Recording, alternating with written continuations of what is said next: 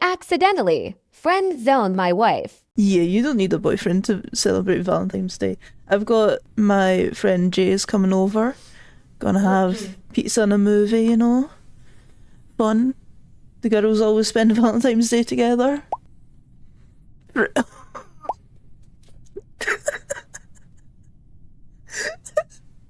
Hey Jay.